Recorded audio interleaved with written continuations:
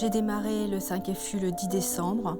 J'ai eu des effets secondaires très violents, 8 diarrhées dans la nuit, des aphtes plein la bouche, tordue en deux de douleur. Vraiment, j'ai jamais souffert comme ça de ma vie, quoi. Quand j'ai été hospitalisée et qu'on m'a dit que les globules blancs, les plaquettes, tout ça s'était effondré, franchement, j'ai eu peur et puis je me sentais vraiment très affaiblie, très mal.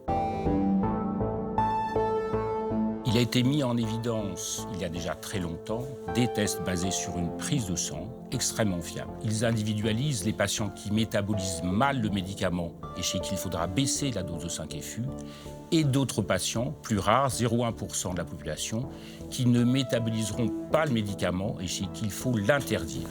Moi, je me dis qu'aujourd'hui, c'est jouer à la roulette russe que de donner cette chimio sans faire le test au préalable. Pour l'année dernière, 4000 tests à peu près ont été pratiqués, alors que 100 000 patients ont reçu du 5FU.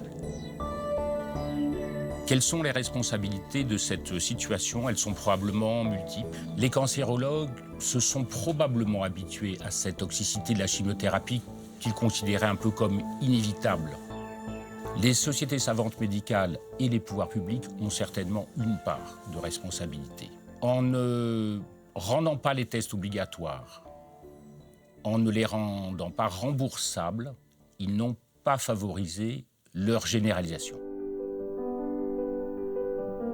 Le problème du remboursement est probablement un faux problème. Une étude irlandaise récente montre que cela coûte 10 fois plus cher de payer l'hospitalisation et les soins à des malades qui ont une toxicité plutôt que faire systématiquement un test de dépistage des patients tolérant mal le médicament. Avant de démarrer cette chimio, j'étais en pleine forme. On m'a torpillée et quand j'ai appris qu'il y avait un test qui était possible, j'ai pas compris qu'on me l'ait pas fait, quoi. Et ma famille non plus.